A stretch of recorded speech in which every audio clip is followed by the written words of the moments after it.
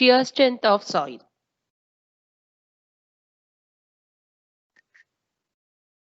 Before moving on to the strength parameters of different types of soil, let us see what is shear strength. See, when you apply a compressive load to soil or when you apply load to the soil, it resists. So suppose this is the ground surface, and if you apply a load, it will act like a compressive load. But we all know that compared to other engineering, civil engineering materials like steel or concrete or brick, your soil is granular in nature. So what is a granular material? It is particulate in nature. So because of its particulate nature, even though you apply a compressive load, it will get transferred to the soil and these particles will rearrange or move against each other and they get sheared off. Okay. So because of the particulate nature of the soil, whatever the compressive load applied will cause shear failure. Okay.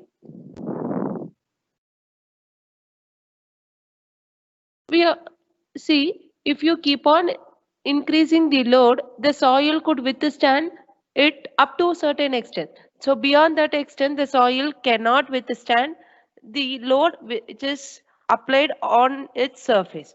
So what is the maximum load that could be applied on the soil and which parameter of the soil governs this load bearing capacity of the soil? See, there are two matters from which the soil could derive its shear strength. So majorly three factors, of which two is measurable parameters. One parameter we cannot measure. So what provides the soil its shear strength? The first one is interlocking of particles. So what is interlocking? See, you just imagine they are a pile of fruits, suppose oranges, and if you apply a load on it. So if you place your hand above its surface, or if there are pile of oranges, and if you place your hand over it, those particles will slide against each other. Okay, and they fail. So if you press it harder, then it fail easily, right? So if since it is a circular or almost circular particles, it slide each other and it fail. Suppose imagine if your particles are like this. Then what happens? Because of this angular nature of the particle, there may be some interlocking phenomena happening between the particles, and this interlocking phenomena will try to hold the particles together and provides its shear strength. So interlocking could provide some shear strength or strength against deformation. Okay, so because of any load application, there will be a deformation, but this interlocking may prevent that deformation to happen. Okay, so apdi interlocking unte deformation jaragum. So next one is, see, when two particles move against each other, what develops between the two particles? If two particles and that too their surface are rough, and if they slide against each other, what will develop between those two particles? Friction will develop. And we all know that friction always try to resist the movement. So friction resists the movement. So friction. So friction also contribute to the shear strength of sand or soil. So friction can contribute, interlocking arrangement can contribute, and last but not the least is cohesion. Cohesion or intermolecular attraction.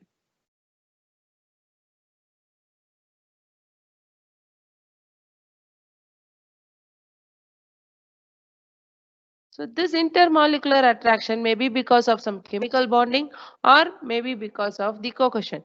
So generally friction, you can see friction phenomena to provide shear strength in case of sandy soil. So in case of sand, friction contributes shear strength. Whereas in case of clays, this cohesion contributes the shear strength. Because in case of clays, there will be an intermolecular attraction. Cohesion means attraction between particles of similar nature. So between two clay particles, there will be some attraction. So because of this attraction, it prevents the deformation. And this cohesion is found in case of clay, whereas friction is found in case of sand. And interlocking may happen or may not happen, and you cannot measure it physically. Whereas friction and cohesion you can measure, and there are number of test procedures available for measuring them. Okay. And we denote in soil mechanics friction by angle of internal friction. And cohesion is measured in terms of C. So how to measure C and how to measure phi? In the year 1779, scientist called Coulomb, he has proposed that strength or shear strength in sand is a function of tau is actually the function of its total stress. Okay, so he has proposed a linear relationship actually. Actually, this if it is the function of total stress, then it has to be a curve thing in nature. But he told that this nature may be a linear one, and he has plotted the normal stress acting on the soil and shear stress acting on the soil, and he found his Coulomb's envelope like this. Okay. So he told shear strength as the function of the normal stress or the total stress acting on the soil, and he got a linear relationship, right? So after many years, in 1900, scientist Moore, he has proposed or he has given the graphical representation of the stress acting on the soil. So combinedly, the Moore's theory and Coulomb theory was combined together, and finally we got Moore-Coulomb failure theory. Failure theory or failure criteria. So what is this criteria actually is? So this criteria gives the shear strength acting on the soil at the verge of failure. So ఒక soil fail అవ్వబోతుంది. It has taken its ultimate load. So at the verge of failure, how much amount of shear strength has developed in the soil? So that could be measured from Moore-Coulomb failure criteria. So before getting into this Moore-Coulomb failure criteria, let us find out the stresses acting at a point in a soil. So for that, let me draw the soil envelope like this.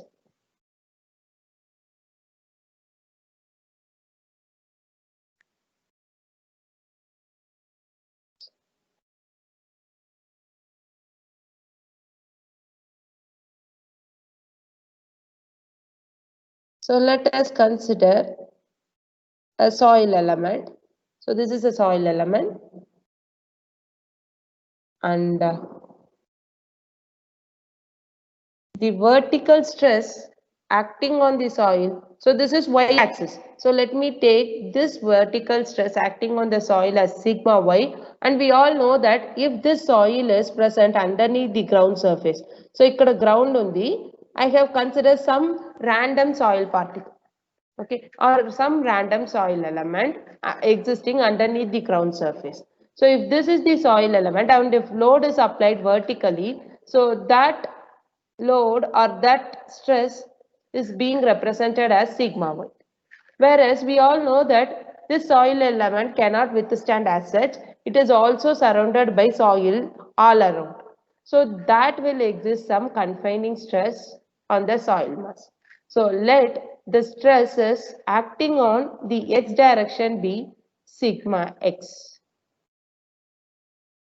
Okay, so sigma y is the vertical stress acting on the soil and sigma s is the stress acting on the lateral direction. So otherwise, let me call sigma y is the maximum stress acting on the soil and sigma x is the minimum stress. Okay, so if this is the maximum and if this is the minimum, this one will become major principal stress, whereas this one become minor principal stress. So what is principal stress? The stress acting on the principal plane is principal stress. Appudu principal plane ante enti? What is principal plane? What is principal plane? The plane in soil. So A plane la shear stress 0 avutundo dane principal plane antam. So ee principal plane la act aye stress ni, the stress which is acting on the principal plane is known as principal stress.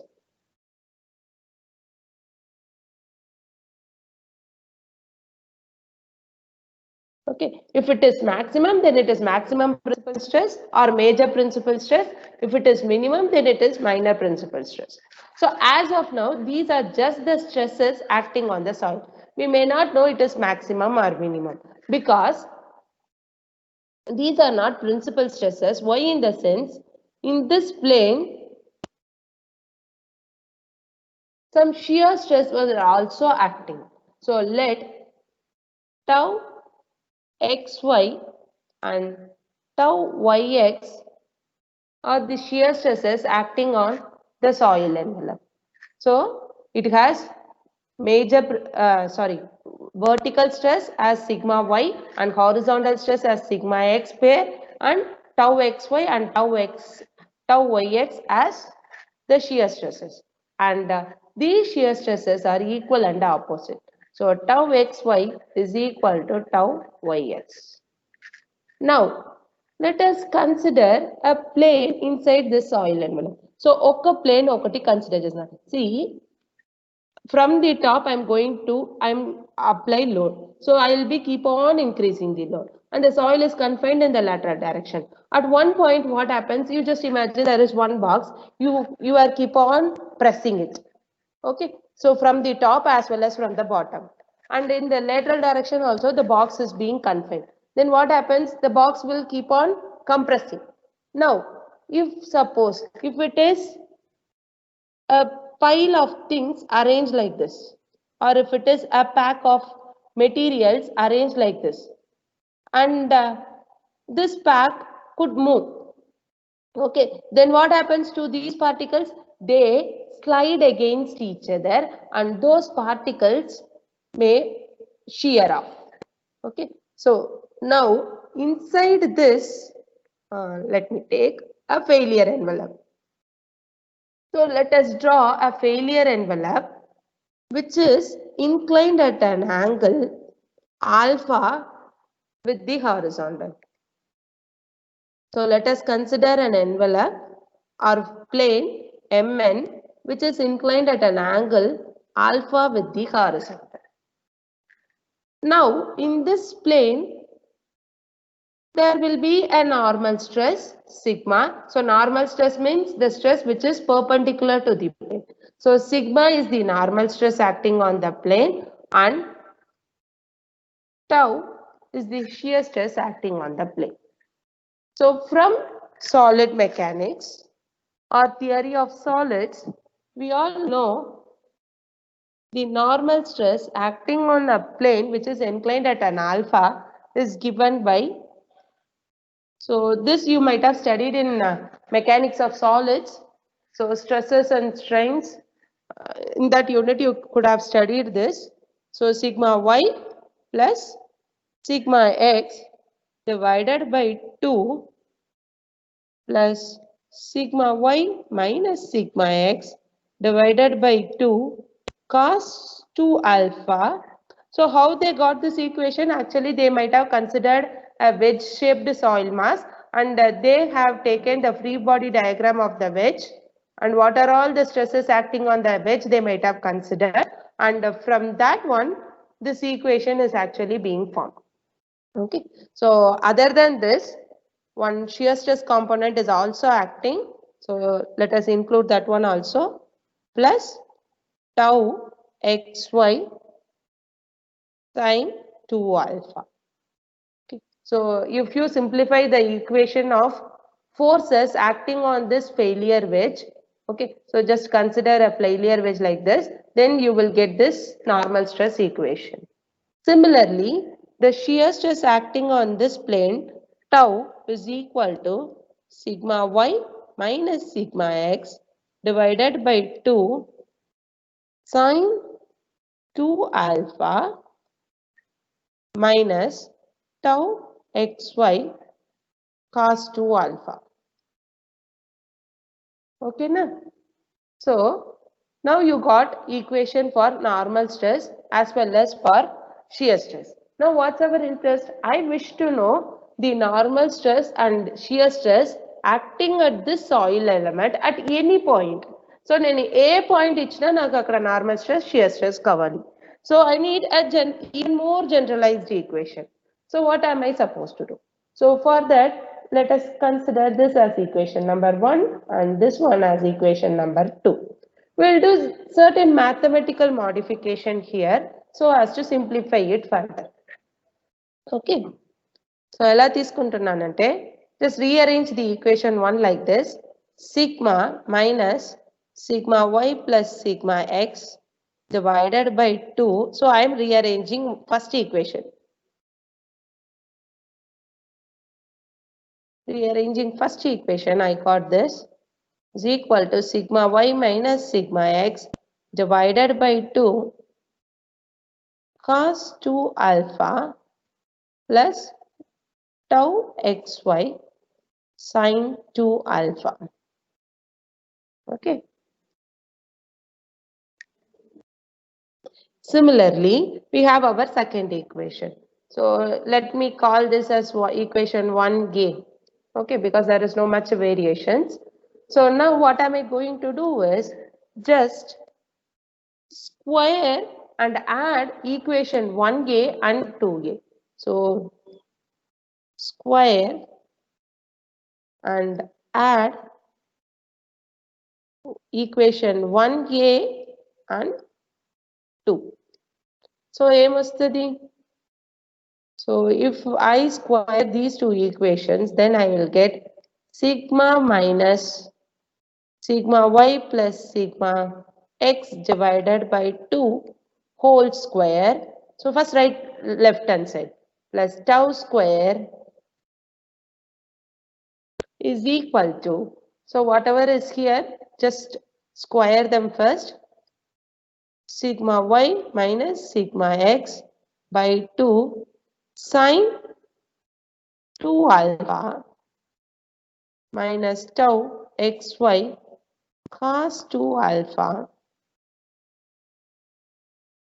whole square plus sigma y minus sigma x by 2 cos 2 alpha plus tau xy sine 2 alpha you will get whole square. Okay. Just expand this equation further. So if you expand it, see this is whole square. So a minus b whole square. So a square plus b square minus 2ab you will get. Here also a square plus b square plus 2ab you will get. Right? So if you cancel them, and also you know that sine square theta plus cos square theta is 1. So if you expand it and substitute value for sine square theta and cos square theta and all. So what is sine square theta plus cos square theta? Is 1, right? Hello. Yes, ma'am. So you just expand this to a minus b whole square and a plus b whole square. Then finally you will get sigma minus sigma y plus sigma x by 2 the whole square plus tau square is equal to, so this sine square 2 alpha cos square 2 alpha will become 1, and by further simplification you will get sigma y minus sigma x by 2 the whole square plus tau xy whole square. ఇక్కడ ఉన్న minus 2ab, ఇక్కడ ఉన్న plus 2ab, both the things will get cancel each other. So we will get tau xy whole square. And how is this? This is like x square, and this is your y square is equal to, on the right hand side you are having something, so let me call it as r square. So x square plus y square equal to r square is equation of what?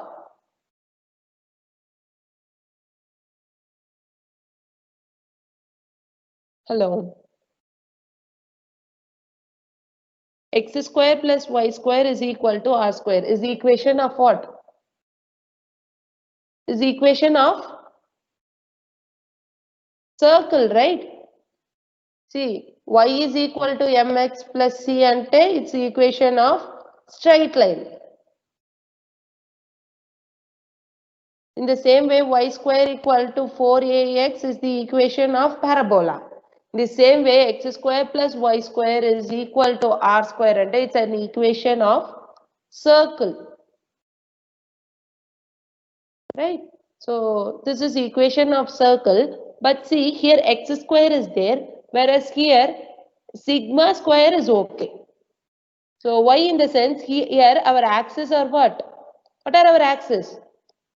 This is equation of circle with axis x and y, whereas now our axes are sigma and tau. So sigma square is fine and tau square is also fine, whereas here another term is there. What does it indicate? Its center is not at origin. X square plus y square equal to r square ante circle's center ante. The circle center is 0, 0 and radius of circle is r. Whereas here we have another term attached with this x square. Okay, so it indicates that our center is not exactly at the origin. Then where is our center? So our center is actually sigma y. So our circle center is sigma y plus sigma x, or sigma x plus sigma y, comma 0. So it is not at origin, whereas but it has got shifted by some distance. Okay, so ikkada undanta center. So sigma x plus sigma y by 2 is our center and cheptunnaru. Okay, so this is our center. How much is our radius then? Can anyone tell me how much is its radius? Its radius is, here r is there, so r square is its radius. Here r square is there, so r is its radius. Ikkada emundi? Sigma y minus sigma x by 2 whole square plus tau xy, the whole square is there. Just take a root of it, then you will get our radius. So our radius is root of sigma y minus sigma x by 2 the whole square plus tau xy. So now we got an equation for stresses acting on any plane which is not at all a principal plane. So principal plane ante shear stress 0 ayindi. Tau xy will be 0. Whereas here we got tau xy terms and all.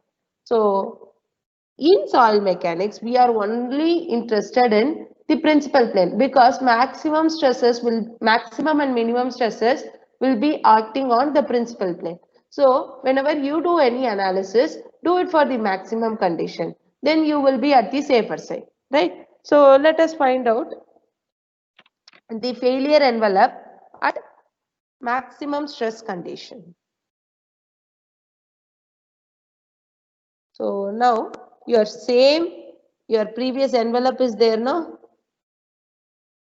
So your previous soil envelope, whereas here I am going to consider it for maximum stress condition. So your soil element will be bounded by principal planes. So ikkada any plane తీసుకున్నాము. Now principal plane I will be considering.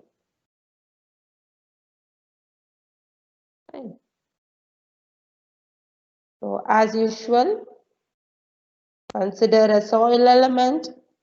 Previous case, we have considered some sigma y, some vertical stress, whereas now our vertical stress is the major principal stress, whereas our horizontal stress is the minor principal stress.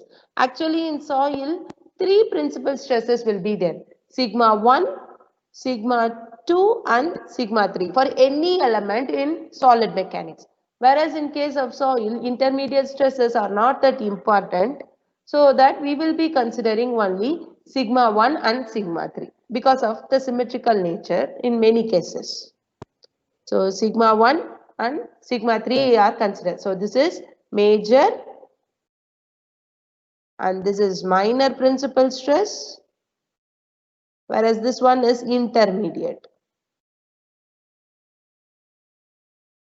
So for easy analysis, we are going to consider only major and minor, as intermediate is not having that good impact. So as usual, consider a plane. Let me draw the plane like this, and let us consider the angle of inclination of the plane is alpha. See, in the previous cases we had shear stresses acting on your vertical and horizontal planes, whereas here your horizontal plane is a major principal plane. So your major principal plane is horizontal or vertical? Vertical, ma'am. Major principal plane is vertical. What is plane? Sigma, ma'am. The region where the force is acting. Sigma 1 is the major principal stress. Where is it acting? It is acting on the So horizontal plane, right? yes, ma'am. So Yes, ma'am. your major principal stress is vertical. So this is vertical, whereas it is acting on a horizontal plane. So your major principal plane is horizontal plane.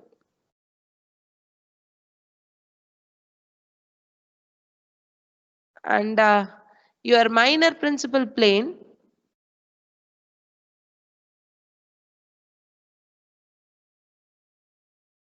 so your minor principal plane is actually vertical. So if I call them as principal planes, it is obvious that my tau xy or tau yx is equal to 0. See, tau xy is equal to tau yx is equal to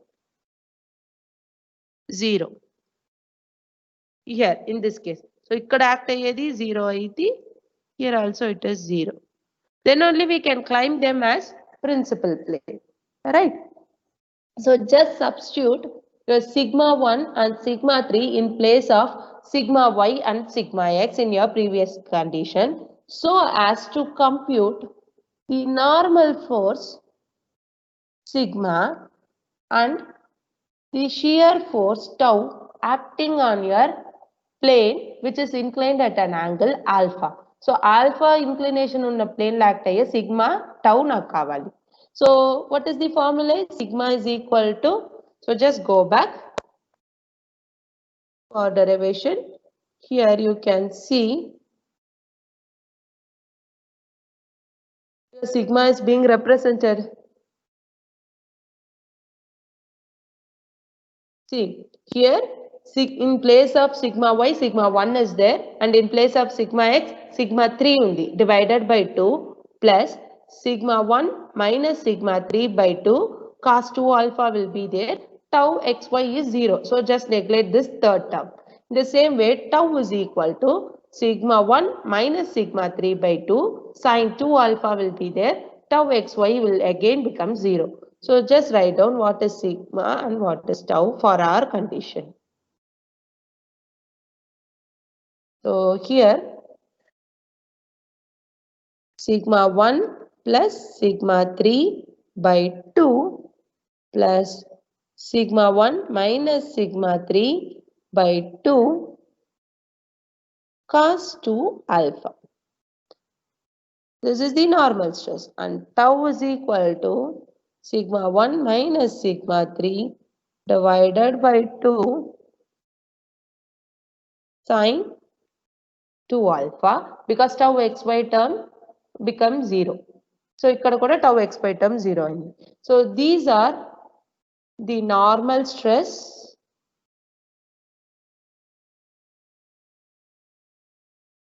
and the shear stress acting on your soil, which are bounded by the principal planes, right? So for this condition, let us find out the Morse circle. So how to plot the Morse circle? So for plotting the Morse circle or for plotting any circle, మనకి ఏం కావాలి? What is the requirement for plotting any circle? What is the major requirement? Yes.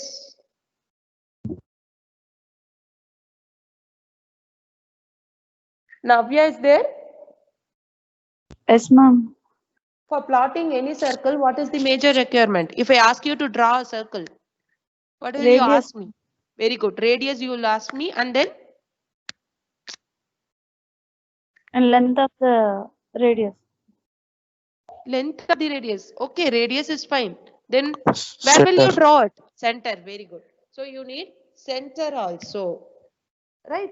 So for drawing any circle, you need center and radius. So let us find out the circles, center and radius. So if we rearrange our previous radius and centers circles equation, then you will get sigma 1 minus sigma 1 plus sigma 3 by 2 whole square plus tau square. So as usual, just I'm not repeating all those derivations. I'm just writing the final step. Sigma minus sigma 1 plus sigma 3 the whole square is equal to sigma 1 minus sigma 3 by 2 the whole square. So could you go up and see? See, here tau xy term is there. So it's tau xy term got cancelled because it is 0. So మిగతా అన్ని వస్తుంది sigma 1 plus sigma 3 by 2 ఇక్కడ sigma 1 minus sigma 3 by 2 whole square. Everything is there.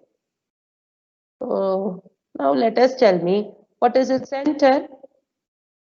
So center is sigma 1 plus sigma 3 by 2 is my circle center, comma 0. Because we are talking the stresses in 2 dimensions. So 2 dimensions lo తీసుకుంటున్నాం. So sigma 1 plus sigma 3 by 2, comma 0. And all this analysis are done in plane strain condition. So plane strain condition ante enti? What is plane strain condition?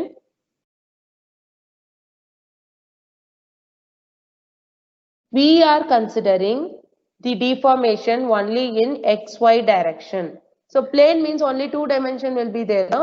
So we are not considering a 3D approach.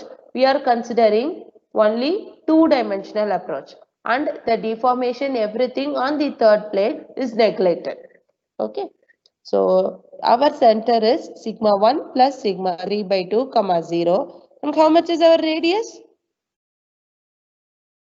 So radius is simple. Sigma 1 minus sigma 3 divided by 2. Because I will be taking a root. So root and the square will get cancelled. So this is our radius. Kada? And remember, other than this, finding out the center and the radius, let us draw the circle. So to draw Morse circle,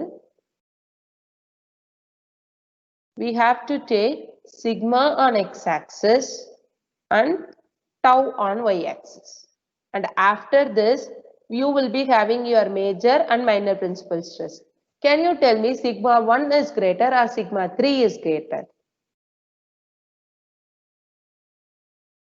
Which is greater one? Sigma 1 or sigma 3? See, we have two stresses, no? Sigma 1, sigma 3 and all. So which is greater one? Sigma 1, ma'am. Sigma 1 is greater because that is major principal stress. So ఇక్కడ actual గా sigma 1 అనేది ఏంటి? Sigma 1 will be coming from is the normal load coming from the superstructure or which is the load transferred by the foundation on the soil element. Sigma 3 అనేది ఏంటి? See, surrounding your soil under consideration. Suppose if I consider this rectangular block of element, it is surrounded by soil all around. So sigma 3 is the confinement given by the soil surrounding. So ఇవన్నీ soil ని పట్టుకుంటది కదా, it provides some encroachment or it provides some confinement all around. So ఇవన్నీ పట్టుకుంటది. So that compression or that confinement given by the soil in lateral direction is sigma 3. Okay. So it is obvious that the load coming from the superstructure will be very high compared to this lateral confinement in most of the cases. Only in few cases sigma 3 will be greater. Adi eppudu anedi manam tarvata chustam. So first, for plotting this, let us take sigma 1 somewhere, sigma 3 somewhere here, and if this is the axis, if sigma 1 is greater, it will be somewhere after sigma 3 kada. So appudu ikkada sigma 1 undanuko. Okay, so if I subtract these two, okay, and then if I find their half, then what, where will I be? Up to here this is sigma 3. So ikkada nunchi inta daaka sigma 1. So where is the center? Center is the average of sigma 1 plus sigma 3 by 2. Okay, so center is somewhere here. So take this radius sigma 1 minus sigma 3. So sigma 1 minus sigma 3 ante ee distance e kada ma, ikkada varaku sigma 1, dantlo sigma 3 తీసేస్తే ee length. So in this length take a half, that will be your radius. So your Mohr circle will be like this. Okay, and the point anywhere on the circle. So this is a graph on sigma and tau sheet, right, or sigma and tau plane. So దీనిలో ఒక circle ఉంది. So take any point on the circle and what will be their coordinates? Anything in terms of sigma or tau. So this envelope gives the normal stress or shear stress acting at any point on the soil. Okay, so soil lo meer A point తీసుకున్నా అక్కడ ఉన్న normal stress shear stress కావాలంటే this Mohr circle is sufficient, right? And if you draw a line or if you draw a tangent to this circle, okay, so use some scale and draw a tangent. So if you draw a tangent to this circle, it will make some intercept with y-axis. So your y-axis is tau. So with tau axis, it makes some intercept, and this intercept is known as cohesion intercept C. And the equation for this tangent is given as tau is equal to C plus sigma tan phi. So what is phi? Phi is actually the angle of internal friction of the soil. Okay, or else I can say phi is the slope of this failure envelope. Okay, so tau is equal to C plus sigma tan phi. This is almost like y equal to mx plus c. This equation was given by Coulomb, whereas this circle graphical representation was given by Mohr, so that you will finally got Mohr-Coulomb failure criteria. So tau is equal to C plus sigma tan phi. Here we have considered everything in terms of total stress.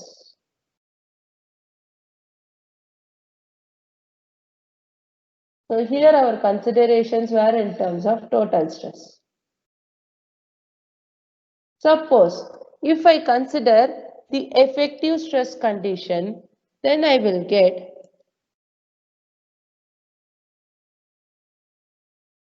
Effective stress means I'm giving due attention to pore water pressure also. Then tau dash is equal to cohesion under effective stress condition plus sigma dash, which is effective stress, tan phi dash. So this is the Mohr Coulomb criteria under effective stress condition. So other than these two, one more thing is there from which you can find out the major principal stress in terms of minor principal stress and cohesion and phi value. So which is sigma 1 equal to sigma 3 tan square alpha plus 2c tan alpha. Here what is alpha? Alpha is the angle of inclination of the failure envelope, or otherwise or angle of inclination of your plane under consideration. See, for finding out this alpha, there is a criteria. This tan square alpha is nothing but, can anyone tell me what is tan square alpha is equal to? What is alpha is equal to? Tan square 45 degree plus 5 by 2. So why this 45 degree came? Why in the sense you will get the maximum value for your principal stress when your failure plane is inclined at an angle of 45 degree. Okay, so you just remember this one also.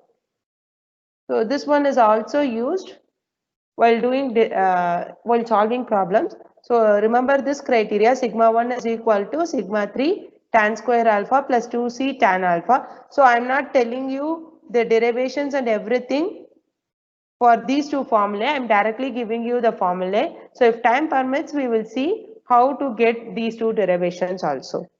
Okay, so as of now, remember Mohr Coulomb failure criteria and how to plot this envelope, and how the effective stress condition is taken into your failure criteria, and then how to calculate sigma 1 and what is this alpha value.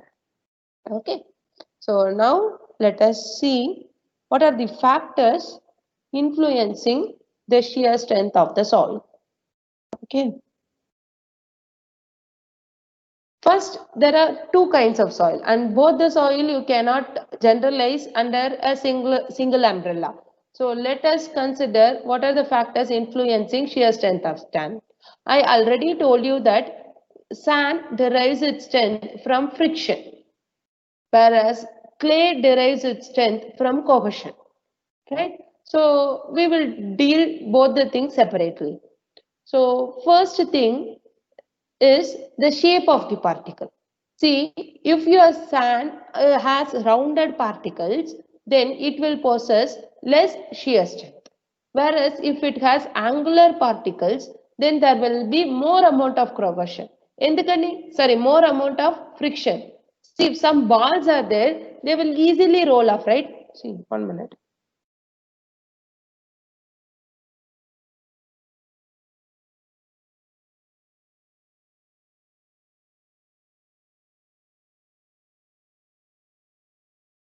See, if there are balls, then they can easily slide off. Okay, so there will be less amount of friction. Whereas if some angular particles are there, and if you try to move them, then they generate more friction. So shape of the particle influences its shear strength. So shear strength is more for angular particle because of its sharp edges. Gradation. We all know that well-graded particle will be having more density. If density is more, you cannot easily shear the particles. It will be in a very compacted form. So well-graded particles exhibit greater shear strength than uniform sand. What is uniform sand? I told you. So I told you in lecture 1, I think. What is uniform sand? Uniform sand means sand which has only a similar size of particles. So ఒక్క diameter లో ఉన్న particle మొత్తం ఉంటది. So that kind of sand is uniform sand. So almost similar. So other dias will not be there. Whereas in case of well graded particle, a range of diameter will be available. Okay, all sizes particles are combined together, whereas here only similar dia particle will exist. So that is what a uniform sand is. If similar dia particles are there, then you cannot compact them better. So obviously shear strength will be less. Whereas in case of well graded sand, they exhibit very high shear strength. Denseness. It's quite common that dense sand will have more shear strength. And this denseness increases with the degree of interlocking. So when it has a good interlocking, then the relative density increases. When relative density increases, shear strength of soil increases. So that's the reason why we do compaction. So when we do compaction, density increases. Density increase ayetappudu shear strength ekku untadi. Then the soil could bear more load. Then confining pressure. So if you provide confining pressure, then what happens? So if you provide confining pressure, then the shear strength of the soil increases. So see, 1 minute. If this is a soil under consideration, if it has more confinement, then what are you actually doing? You are arresting its lateral deformation. Idi ittu attu kadaladu. So you cannot move it on the lateral direction. So if it cannot move in the lateral direction, then it could withstand more amount of load. So shear strength of the soil will be very high. Okay, so confining pressure actually increases the shear strength of soil. Next one is deviator stress. So deviator stress is actually, we have to discuss triaxial test to know what is deviator stress. As of now, just remember, so everywhere underneath the ground surface, the soil will be having some amount of stress acting on its surface. So when you construct a building, only in the vertical direction, the load is increased. Okay, so as of now, just remember deviator stress as the stress which deviates from the natural existing stresses. Okay, so ikkada deviator stress ante mana vertical ka oka building din meeda construct chestunnam kada. So because of that, some stress will be acting on the soil. So let us consider that vertical load as deviator stress.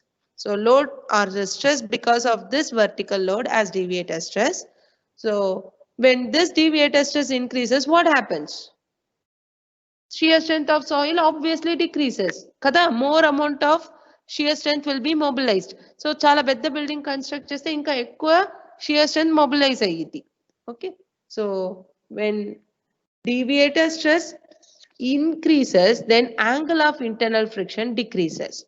Why? In the sense, because of crushing of particles. Okay, so when you increase this deviator stress, then the particles start crushing. Once they start crushing, then shear strength decreases. Shear strength of sand is also influenced by intermediate stress, but not to a greater extent. So what is intermediate stress? Generally, if you consider a three-dimensional soil element, okay, so sigma 1 అనేది ఇటు act అవుతుంది అన్నాను, మళ్ళీ sigma 3 ఈ side act అవుతుంది అన్నాను. So where is the sigma 2? Sigma 2 will be perpendicular to the plane of paper.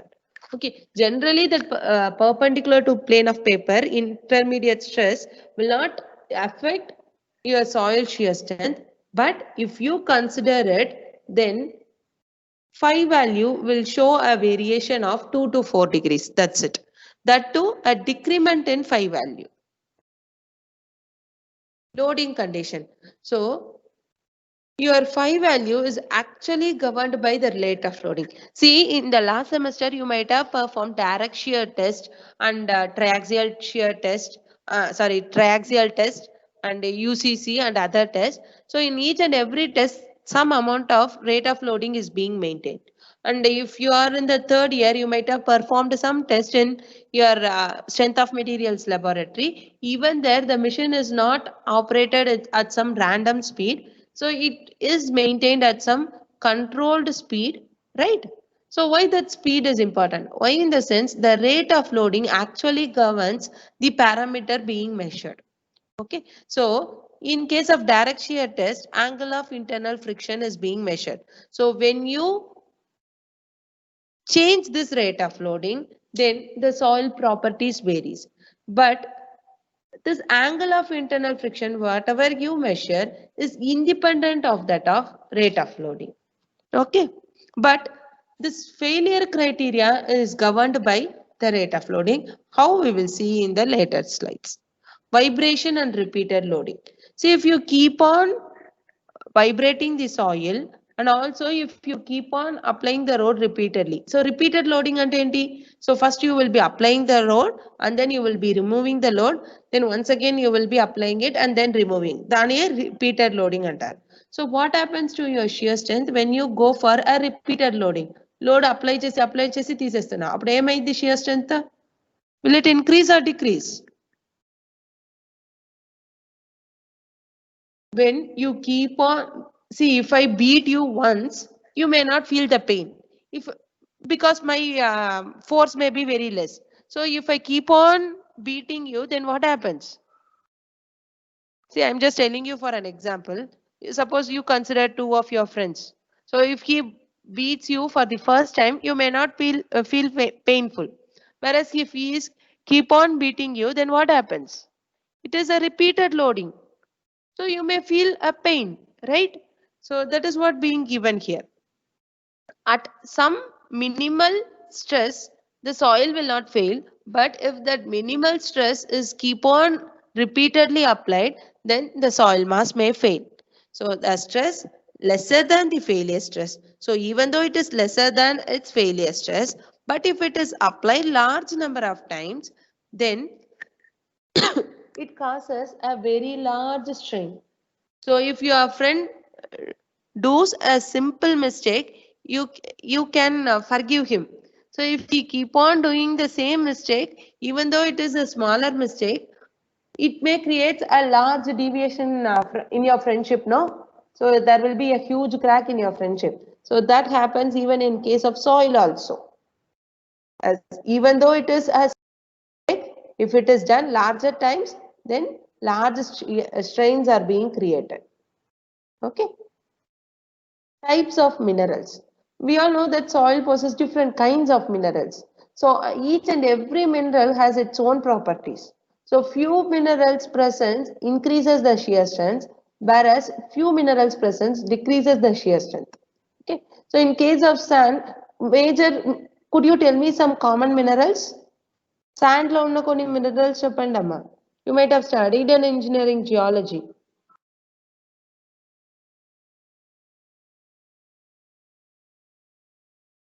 Mica, quartz, silica are the major mineral present in sand.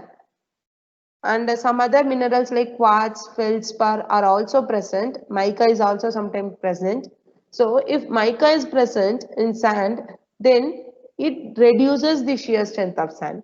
Whereas if quartz or feldspar is present, they will not influence its shear strength. Okay. So why in the sense if mica is present, it increases the void ratio. So when void ratio increases, obviously the sand will be in a looser state. If something is loose, then it possesses less shear strength. Okay. Then next one is capillary moisture content. See, due to capillary moisture condition, 1 minute.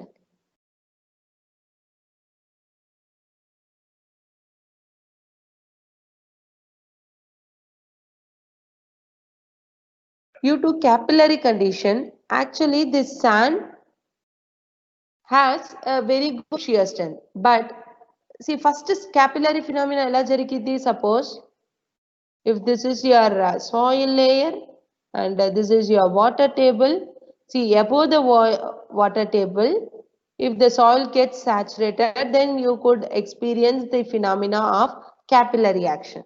So because of this capillary action, effective stress increases. When effective stress increases, obviously tau is equal to C plus sigma dash tan phi kada, tan phi dash if you consider everything in terms of effective stress.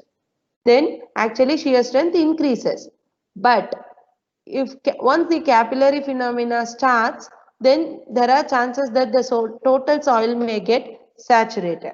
If the soil gets totally saturated, then that increased shear strength will not be there. Only some apparent cohesion will be there. Okay, so due to capillary phenomena, sand may experience an apparent cohesion, but it gets destroyed when the soil gets totally saturated. Okay. Now we'll see what are all the factors influencing the shear strength of clayey soil. First one is structure of clay. Always remember that clay has a definite structure and it shows a peak strength. So if you plot a stress strain curve, so if you take strain here and a stress here, it shows a definite peak. Even in case of normally consolidated clay, there will be a small peak. So what is normally consolidated clay?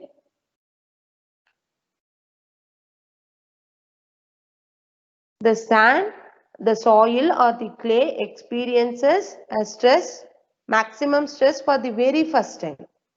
Okay so నువ్వు ఇప్పుడు ఒక 100 kPa stress apply చేస్తున్నావంటే first time ఆ soil అప్పుడే ఆ 100 kPa stress ని experience చేస్తుంది. So that is what the normal consolidated soil. So could you remember in case of consolidation chapter, we have studied under consolidated, normally consolidated and over consolidated. In case of over consolidated, past pressure or past stress is the maximum.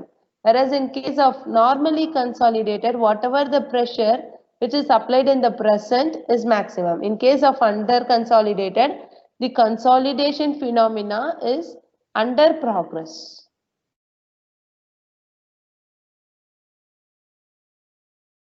So under progress. Okay. So normally consolidated means the present stress is the maximum stress. So in any site, whatever the building you have constructed now is the maximum load acting on that soil. Whereas in case of over consolidated, in the past it might have experienced a very huge structural load. Okay, past లో ఉంటది ఎక్కువ load. So there might have been some mountain or hillock in the past. Now that mountain or hillock may not be there. అది over consolidated condition లో అలా ఉంటది. Okay, so even in case of normally consolidated clays also, there will be a definite peak. Next one is clay content. Generally, shear strength of soil depends on, especially clayey soil increases with the clay content. Whereas if that clay content increases, then shear strength increases. Whereas if angle of internal friction, sorry, if the clay content is decreasing, then the shear strength decreases. So as the clay content and also remember that tau is equal to C plus sigma tan phi. So when your soil is a purely cohesive soil, then angle of internal friction will not be there. So this phi will be totally zero. So in case of if the clay content is keep on increasing, angle of internal friction will be keep on decreasing. Because if the clay content is increasing means the soil will be becoming soft soil. So if it is becoming softer and softer, then there will not be any friction at all. So if the friction component will be decreasing, whereas this clay content will be increasing, whereas this friction content will be decreasing. That is why in case of purely cohesive soil, your shear strength is totally dependent on C. Because in case of purely cohesive soil, phi is equal to 0. When phi is equal to 0, your shear strength is totally governed by cohesion. Okay. Next one is drainage condition. See, when your soil has a low permeability, especially clay has very low permeability.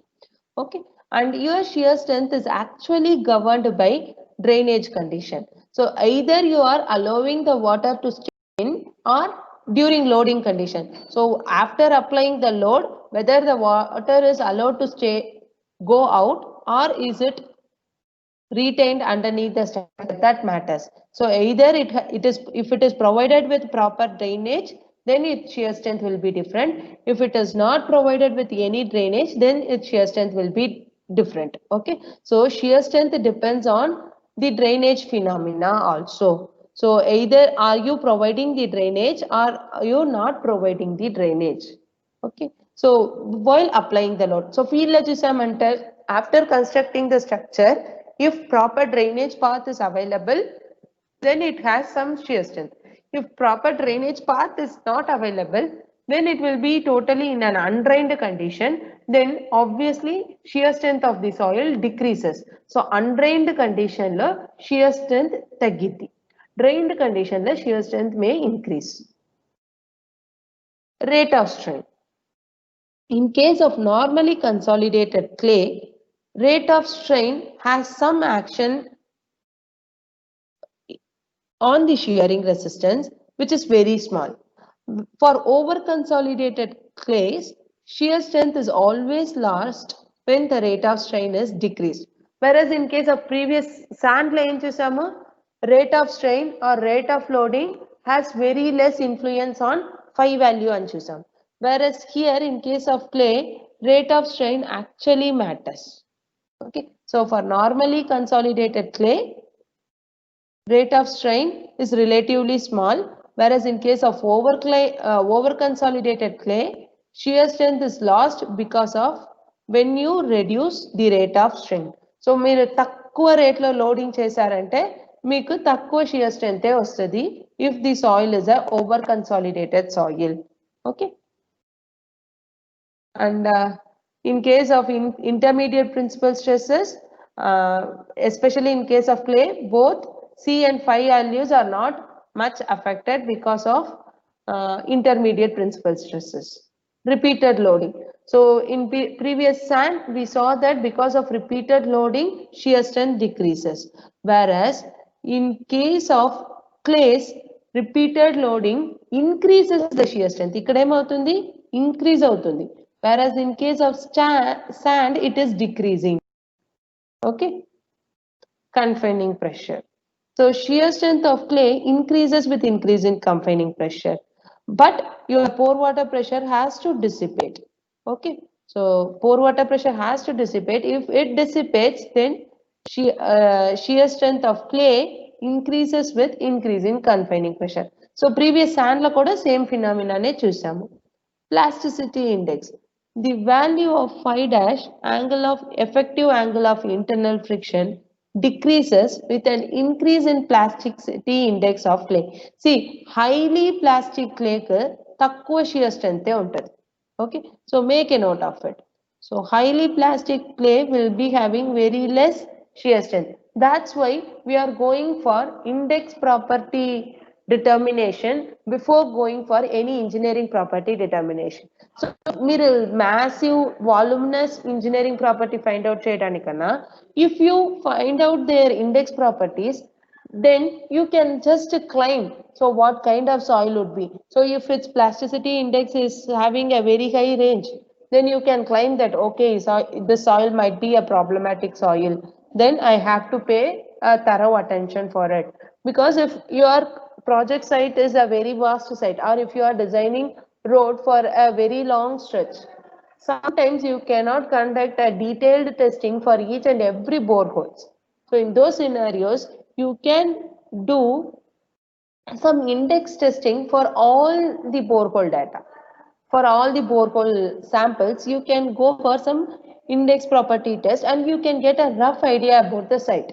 So once rough idea is established, then you can go for detailed site. So ఏమైనా మీ index findings లో, if you find something as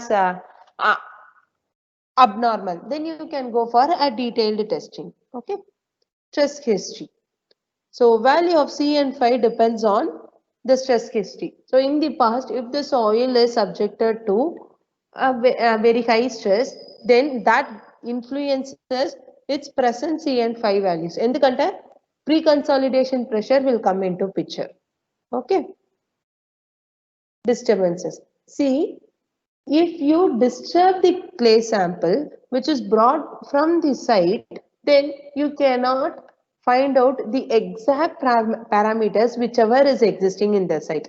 So whoever is there in final year now could understand this. So in subsoil exploration, we might have studied always we should collect undisturbed sample for engineering property determination. Why? In the sense, if the sample got disturbed, its natural property may not exist. Okay, so you cannot predict the actual behavior of the soil. Okay, so if this clay is very sensitive, then this disturbances is more pronounced.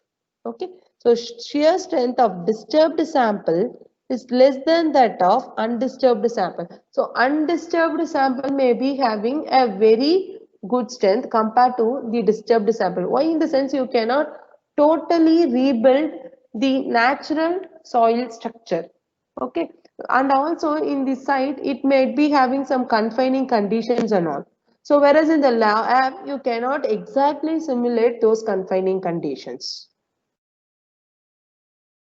Now we'll see how to measure this shear strength. We have seen what is shear strength and how mathematically we could derive shear strength, and what are the factors influencing the shear strength of sand, and what are the factors influencing shear strength of clay. Now, how to measure the shear strength of sand and clay? First one is direct shear test. Next we have unconfined compression strength test. Then vane shear test is there. Triaxial test and a different drainage condition is there. So why different types of strength test are there? Because I told you that there are different variety of soil, and the air test cannot be applicable for all the range of soil. So based on the site condition and based on the project nature, you have to adapt a specific type of test. See, these tests are not that important in case of GATE point of view. Why? In the sense, in GATE, they will not ask you to write about the test. But the thing is, you should understand the science behind the test, because they will not be giving you the values directly and ask you to find out the unknown parameter. They will be describing or narrating a test, and they will give values that they found from their laboratory testing, and then they will be asking you to calculate. So for that sense, you should know the testing procedure. So once you know the testing procedure, then only you can apply that concept for your problem solving technique. Okay. So and also it is essential to know the testing procedures. Then only you can perform those tests, no? Once you are a practicing engineer. First one is direct shear test. And for which kind of soil we go for direct shear test? Cohesion less soil.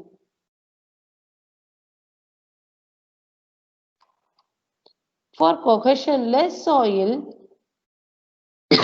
where C is equal to 0, then I go for direct shear test. And you all may be familiar with this apparatus. And when you are a practicing engineer, always follow the codal provisions. So code ఏ provisions ఇస్తుందో ఆ provision లో మీ instruments మొత్తం dimensions తీసుకోవాలి. So how much must be by samplers dimension, so how much amount of rate of loading has to be maintained, everything you have to maintain as per the codal standards. Either it may be an IS standard if you are practicing in India, or it can be your ASTM standard if you are in United American countries, or you are in US, or European standards if you are in European continent. Okay, so now this is your sampler, and dimensions of this sampler is 6 centimeter into 6 centimeter. It's a square box with a depth of, so your entire this container box depth is 5 centimeter. Okay, and it is generally having a split in the middle. So this split is being established so that the sample will fail exactly over here. So once you apply load, so your box will move like this, right? So here you will be pushing this one, So pushing this part, so this part moves up and whereas this part stays stable. So whatever the soil which is present here, they might have got sheared off. So ఇది ఇలా move అయ్యి shear అయి ఉంటుంది. Okay. Initially, the box was like this, and whatever the sand, it was like that. Whereas if you push this box, then this plane or the soil over here got sheared off. And here, what are you actually doing? You are directing the soil to fail in this direction.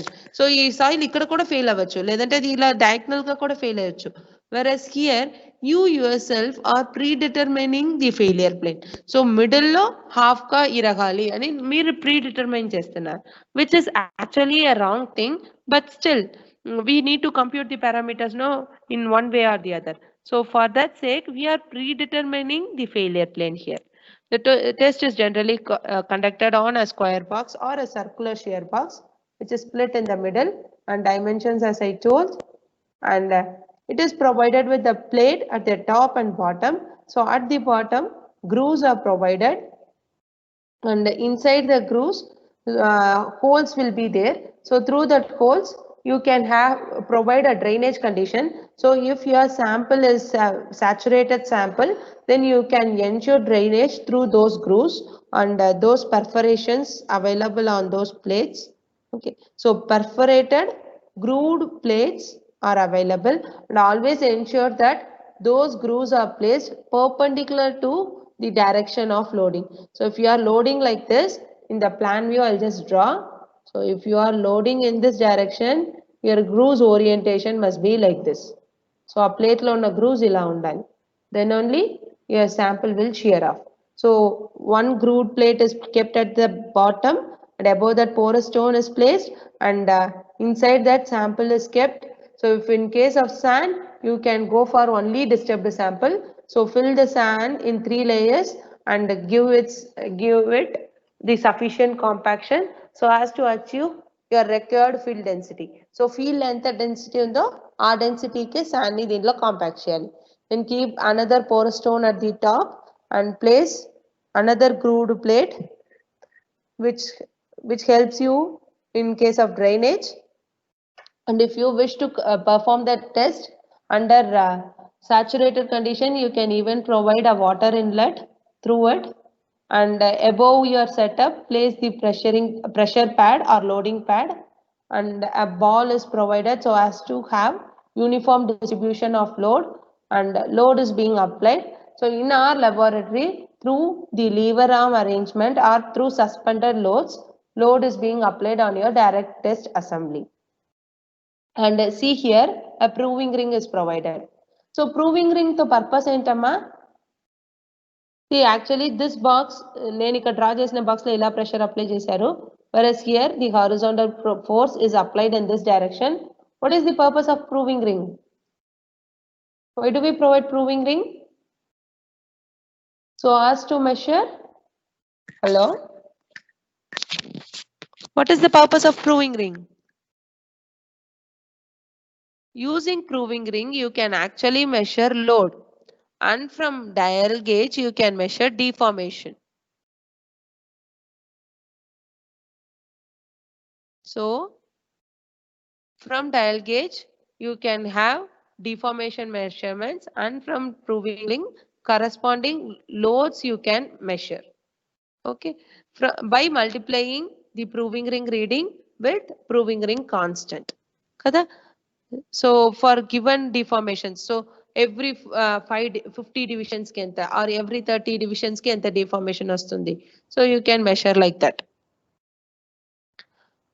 And either you can go for disturbed sample as I told, or undisturbed sample in case of clay, or field sample which is compacted to field density.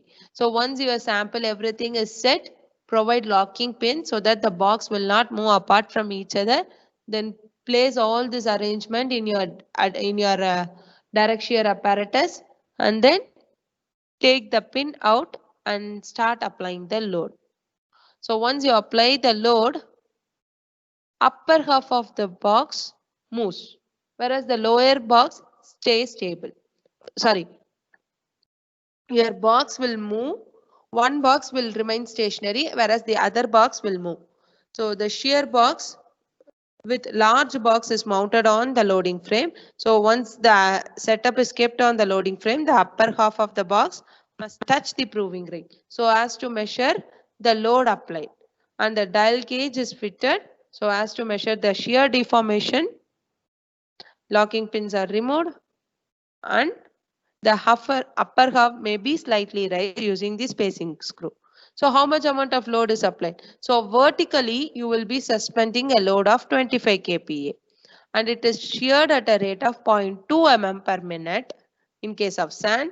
For clay, it is even more lesser, 0.005 to 0.2 mm in case of clay.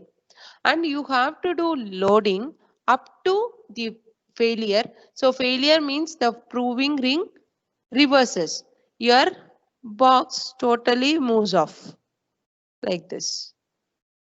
So you have to do loading up to here, or otherwise up to 20% axial strain you have to do loading.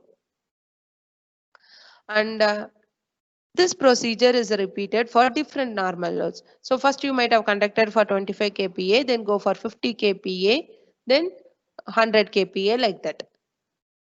But you have to ensure one thing. So in all the cases, you have to maintain the same density of soil inside the mold. So ఎప్పుడు same density of soil మీదనే test చేయాలి. What people used to do is in the first trial they will take some amount of soil. Suppose first trial అప్పుడు 200 grams of soil తీసుకున్నారంటే second trial అప్పుడు 300 grams తీసుకుంటారు. Third trial అప్పుడు వేరే weight తీసుకుంటారు. So if they are changing the weight, then there are chances that density will also vary. So you have to measure the same quantity of soil. So same weight of soil and same thickness of soil is maintained inside your box, your square box, and each and every trail. So every trail you have to do ensure that same weight of soil, same thickness of soil is being compacted inside. So first trial appudu 2 cm minimum IS code is recommending 2 centimeter. So first trial appudu 2 centimeter maintain chesarante each and every trial you have to compact only 2 centimeter thick soil only. If in first trial the weight of sample is 200 grams, in each and every trial you have to go for the same weight amount of soil. Okay, then only you can ensure that the density is uniform with each and every load. And you can perform the test in consolidated condition or consolidated undrained or unconsolidated undrained condition also. And the test is very fast and you can complete the test in 5 or 10 minutes provided you should know the procedure. Okay, so in case of clays, suppose if you go for consolidated drained test, then the test may take somewhere around 2 to 5 days. And how the stress strain graph is? See, take strain on the x-axis and stress on the y-axis. Why in the sense, why are we taking strain on the x-axis? Because all our soil mechanics experiments are strain controlled experiment. See, for a given amount of dial gauge reading, how much is our proving ring reading we are measuring. So it means that your strain could be controlled. So it is, and all our loading are very small amount of loading. Whereas if you go to strength of materials laboratory, there whatever the load they apply are very high. So that there they go for stress controlled apparatus. Whereas in case of soil mechanics laboratory, we use strain controlled apparatus. Excuse. So take strain on x-axis and deviate the stress on y-axis and keep on applying the load and measure. So keep on applying the load. So strain increases and then your stress is also increasing. So in case of loose sand, your curve will be like this. And whereas in case of medium sand, so when the strain increases, your stress is also increasing up to certain point. So after reaching the peak value, it is decreasing, right? And it is decreasing, but it meets the loose sands curve. And similarly, perform the test for a dense sand and see. So there also you have a much more pronounced peak, But after reaching the peak, once again, the stress is decreasing and it meets the previously established two curves at some point. Okay.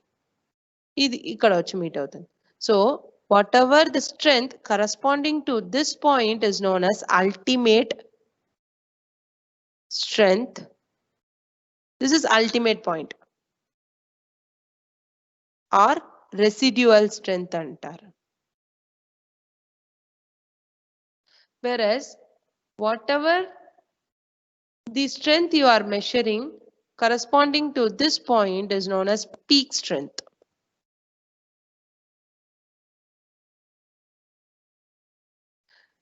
I told you C and phi are inherent property of sand. See, here I perform these three tests with the same type of sand only. Okay, so whereas here the stress strain pattern is like this, whereas for this one the stress strain pattern is like this, whereas here it is like this. See, a horizontal line is drawn corresponding to the residual strength. So appudu inta varaku vachina strength anedi C and phi valla ochindi. That's why this point is same in all the three curves, whereas here it is increasing, the peak is increasing when the density of sand is increasing.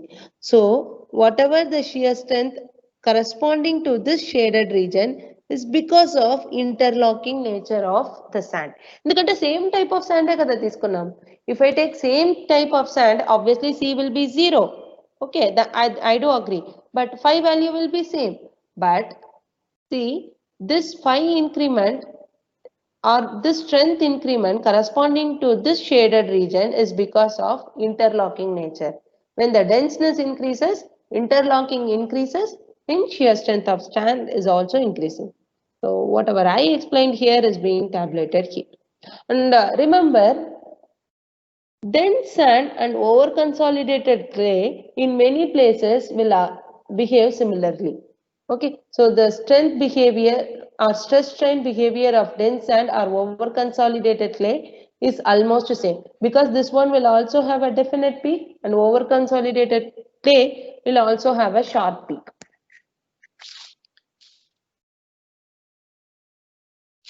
So after conducting the direct shear test, I will be plotting a graph like this. So I will be taking normal stress on x-axis and shear stress on y-axis or tau on y-axis.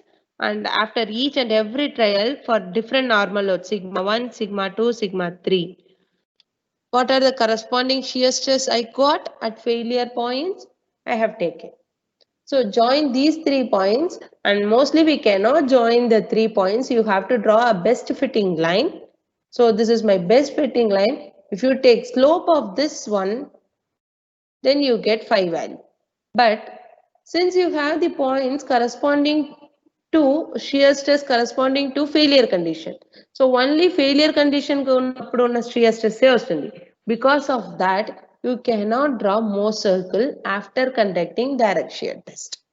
Okay, and intercept of this line with respect to y-axis, the y-intercept antama will give you cohesion. Okay, this is your C dash value. So this graph was plotted for a C5 soil, not for pure sand. It is a graph which represents a C5 soil because it has a cohesion intercept as well as some inclination also. Okay, so if it is a pure clay, only cohesion intercept will be there. There will not be any angle of internal friction. Okay, so clay aithe ila untadi undrained condition appudu. So pure clay under undrained and consolidated test, it will be like this. So slope of this line is, some places they represent it as S and some places they take it as tau. So tau is equal to C plus sigma tan phi. So whatever I explained is being given here. So here the force is being applied, the box moves and the soil at this plane actually fails. So here the sigma 1 is the major principal stress and sigma 3 is the minor principal stress. And if you draw the Mohs circle, it will be like this, but with the answers or with the values only at the failure plane, you cannot draw it. So here they have theoretically drawn the failure envelope. So what are the merits of direct shear test? So direct shear test conduct చేసేదానివల్ల ఏం advantages? I told you the test can be conducted at a very faster rate. Okay. So appudu very fast ante the test will be very quick and it is inexpensive also. And this test is more suitable in case of cohesion-less soil. Okay. Sand ku suitable గా ఉంటుంది. So cohesion-less soil ki direct shear test is more suitable and the equipments are also cheap. Even in the market you could get direct shear apparatus for 50,000 or 60,000. Whereas if you need to establish a good triaxial apparatus, you have to invest somewhere around a minimum of 5 to 6 lakh. Okay. And the sample thickness is very small. If the thickness is very small, the drainage and pore water dissipation will be very quick. So it is more suitable to perform consolidated undrained and consolidated drained test. And it is simple and convenient. What are the demerits? You cannot draw Mohs circle. That is one demerit. And pore water dissipation you cannot measure. So pore water can dissipate. No normal load apply చేసేదాని వల్ల the sample will get squeezed and the water will escape out of the sample. But there will not be any device to measure pore water pressure. Okay. So that's one disadvantage. And you cannot control the drainage also.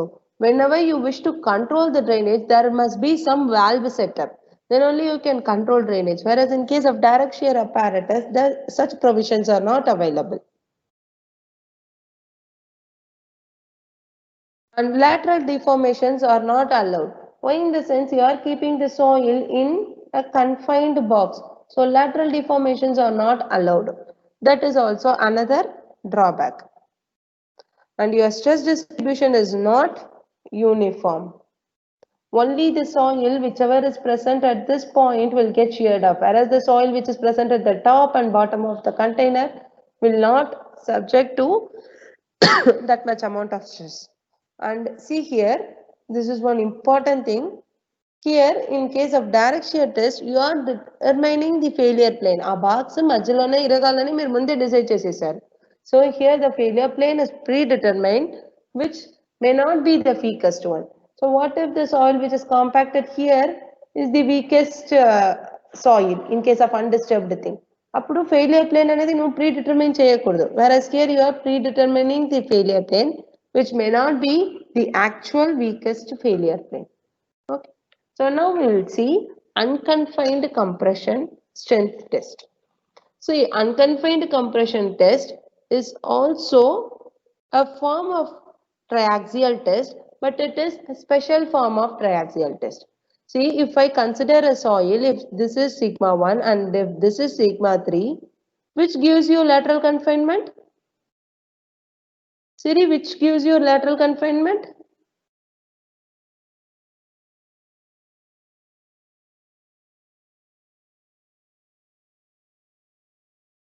Navya is there?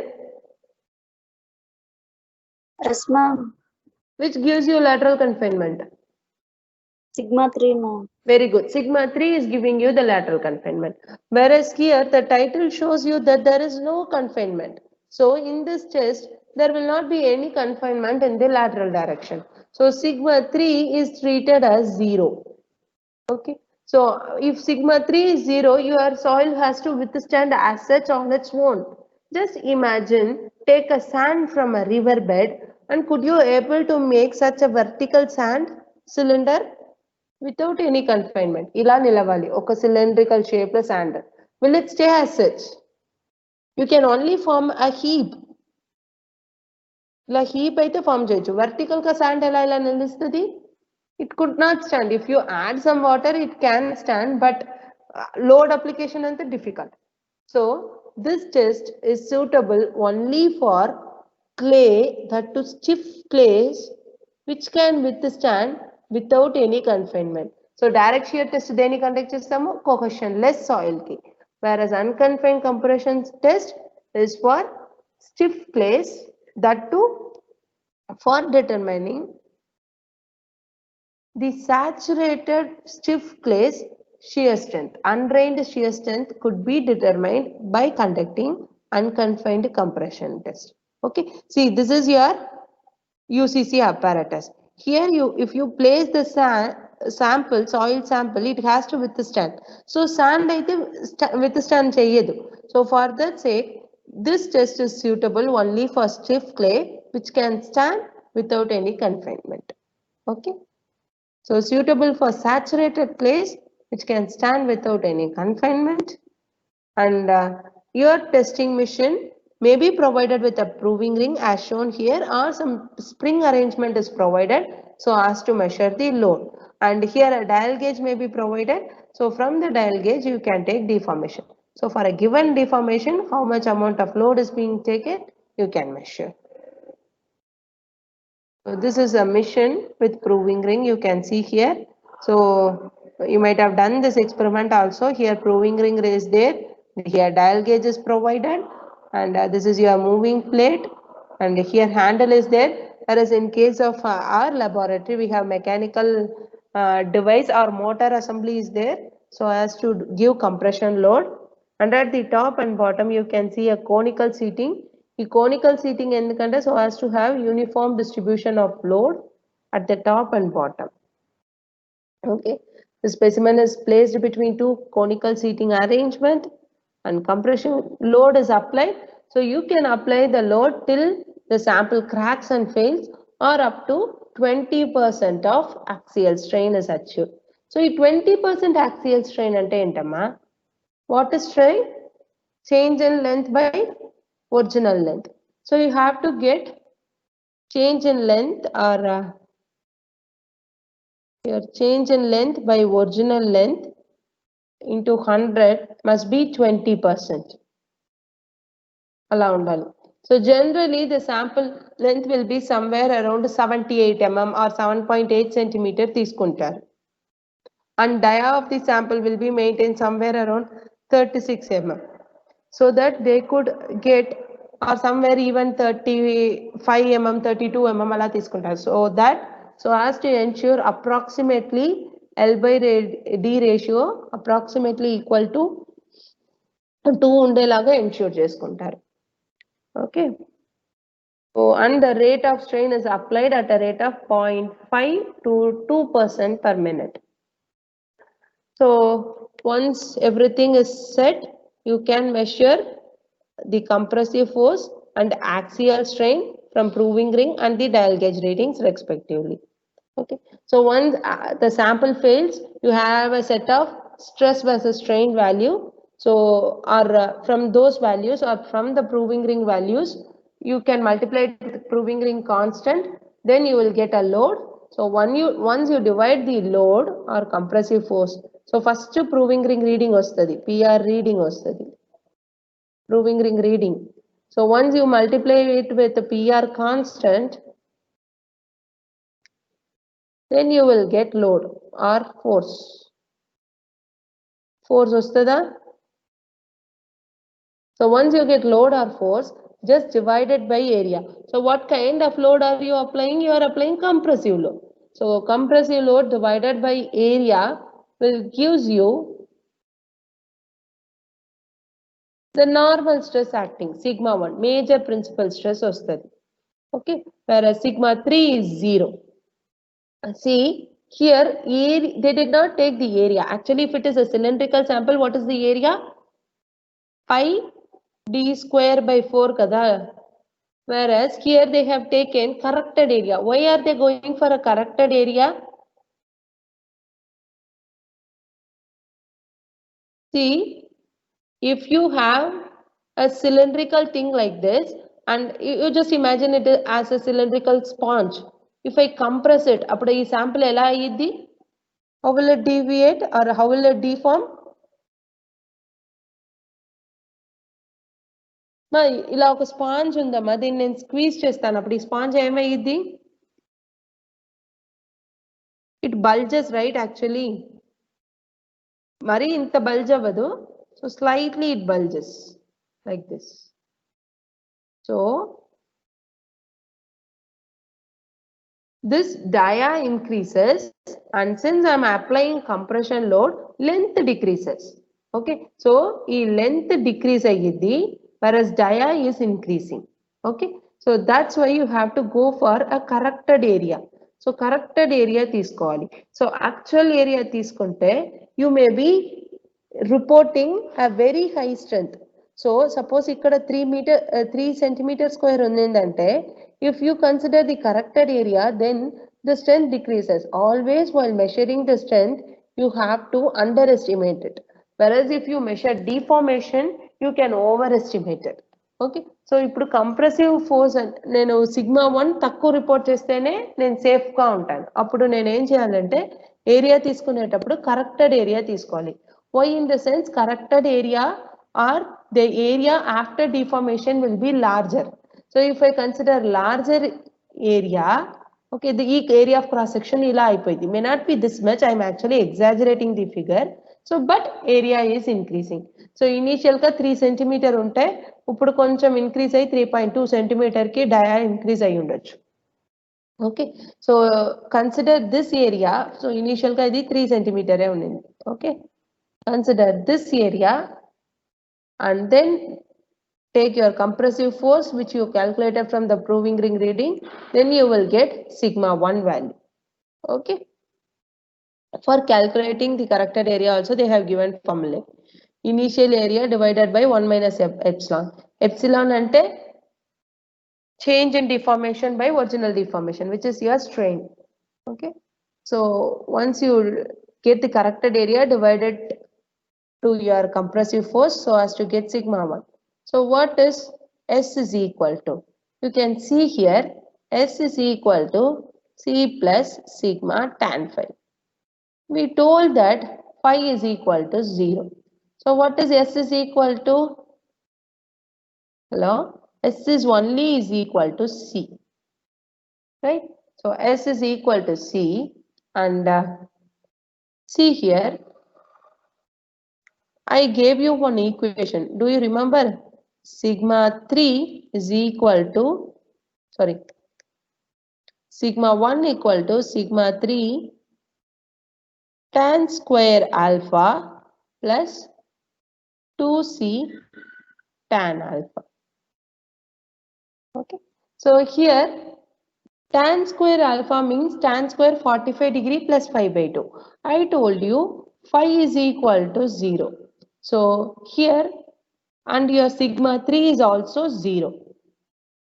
So your sigma 3 is 0 and phi is equal to 0. So what happens to your this part, first part, sigma 3 0 ante idi 0 ayipoyida. So your sigma 1 is equal to 2c tan alpha. So tan 45 degree plus 5 by 2, which is again tan 45 degree ne vastadi. Tan 45 degree is nothing but tan 1. So is equal to 2c ani vastundi. So what is your C then? So your C is equal to sigma 1 by 2. Okay. So this is what being mentioned here.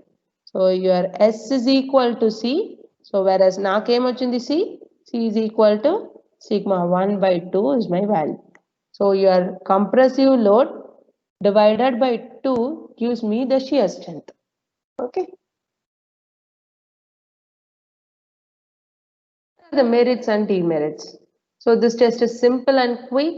So once your sample is ready, you can perform the test very fast, and it is suitable for measuring unconsolidated undrained shear strength of intact saturated clay sample. If your clay has some fissures, then you cannot conduct it. And sensitivity can be determined. So if you perform the test with a remolded and undisturbed, then you can predict its strength, sensitivity. So what is sensitivity? So strength of the soil in the undisturbed condition divided by strength of the remolded sample, right? So if you conduct the test for undisturbed and remolded sample, so field lo nunchi fresh ga teeskochina sample, this is the sample prepared in the laboratory.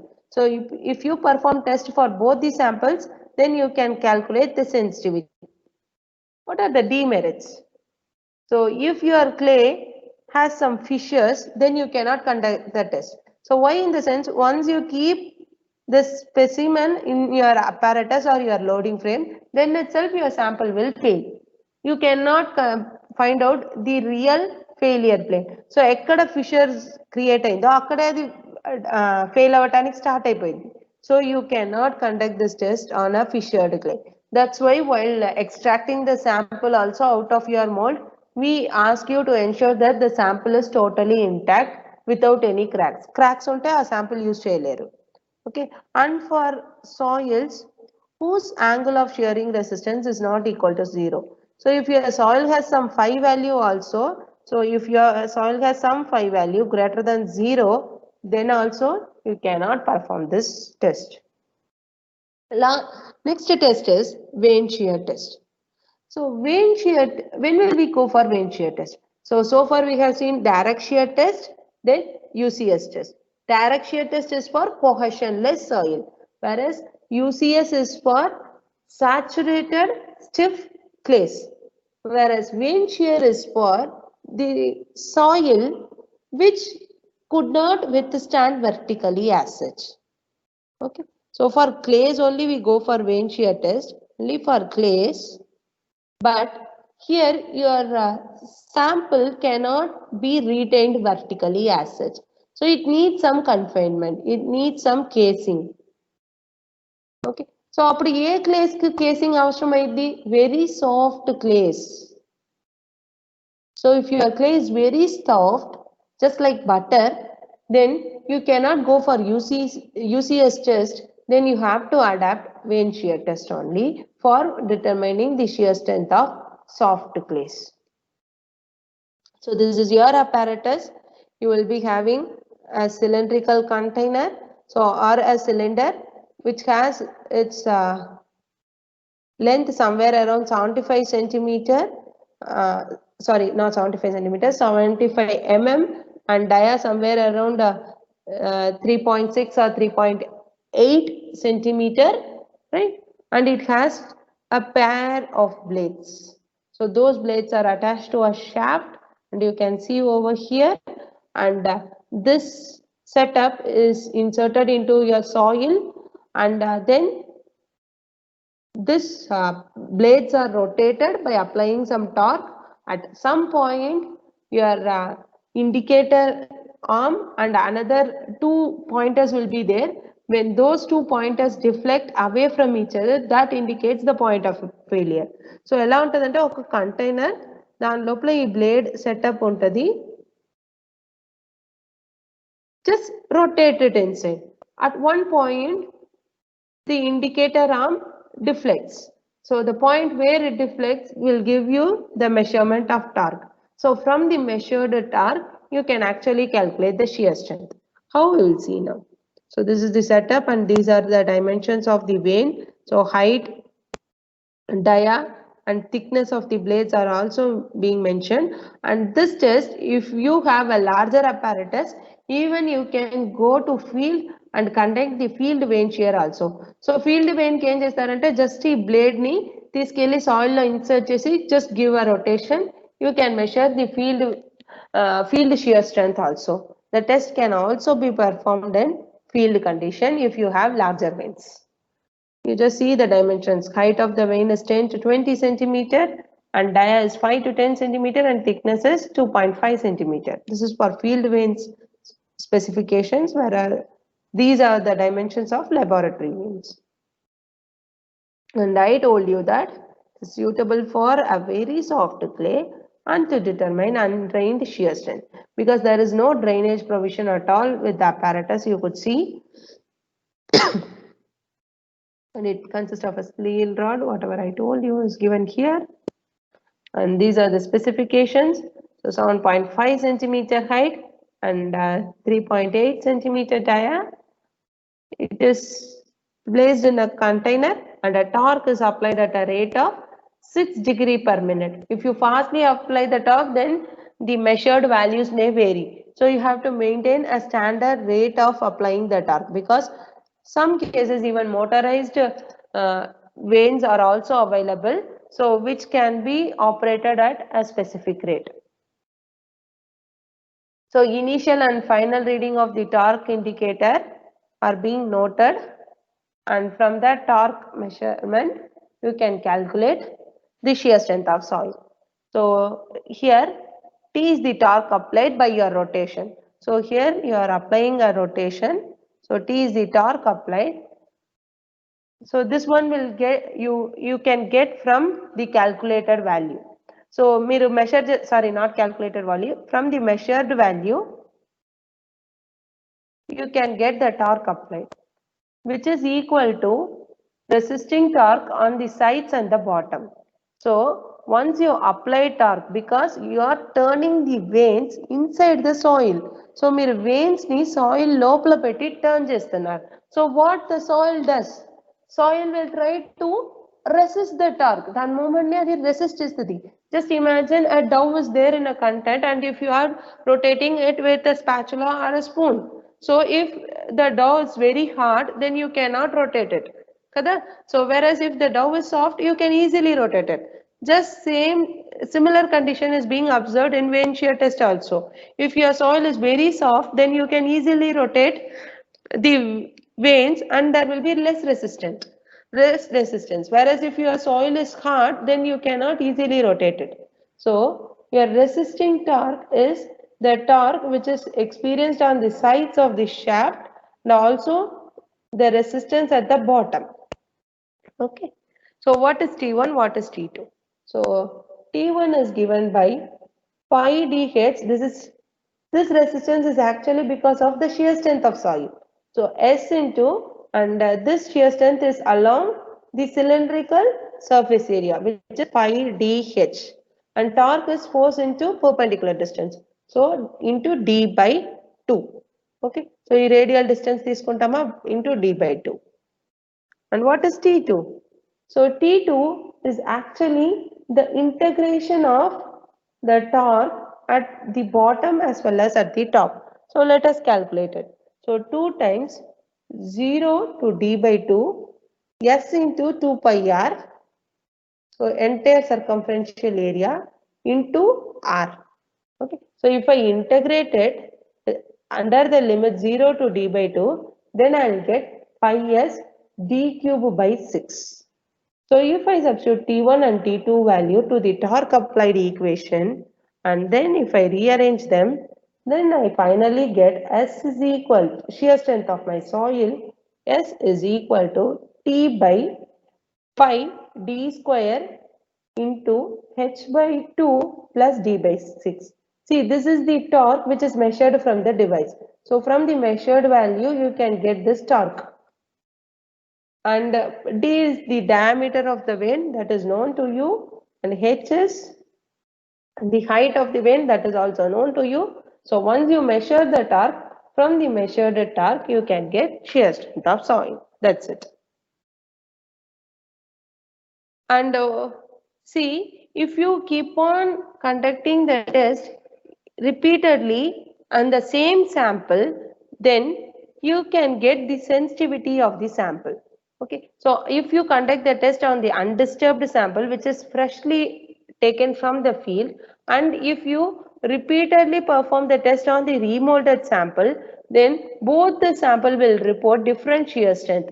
So దీనికి S1 అని shear strength వస్తుంది, దీనికి S2 అని వస్తుందంటే S1 will not be equal to S2 even though the sample is same, because this one is undisturbed, whereas this is a disturbed sample. So both will not give you the same shear strength.